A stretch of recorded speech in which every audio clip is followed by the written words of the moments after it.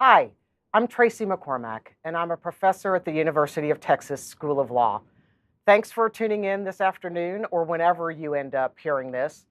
Today, I want to talk with you about some research that I've been doing, some thinking that I've been doing, and it'll challenge us to talk about some ideas that are kind of circulating out there in the real world and the intersection of what does that have to do with us and the law, and in particular, the idea of the new ethics.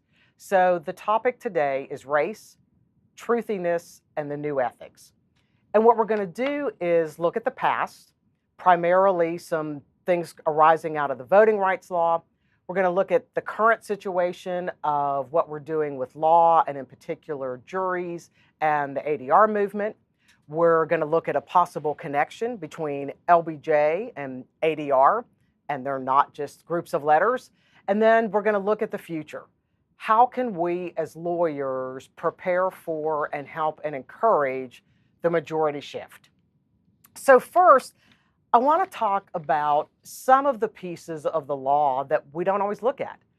We tend to think of ethics where we look up a rule and we look up the precise rule and we figure out what we can or cannot do, and we skip past all the other parts of the rules except for the rule that we're looking at.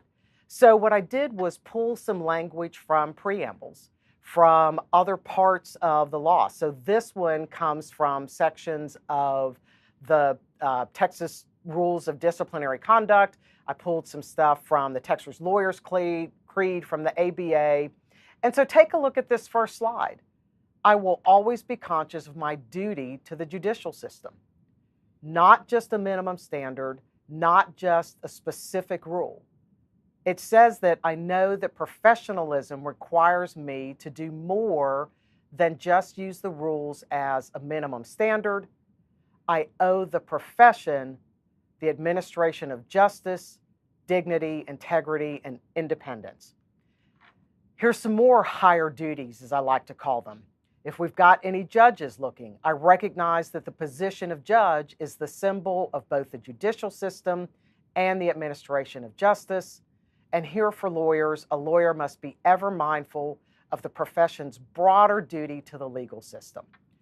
So what exactly does that mean with the new ethics? Well, in a lot of ways, I think the new ethics are the old ethics. And I think they're the ethics of Atticus. We do things because it is the right thing to do, not because there's a rule that says I have to do it, and not always treating the rules as the minimum standard of conduct.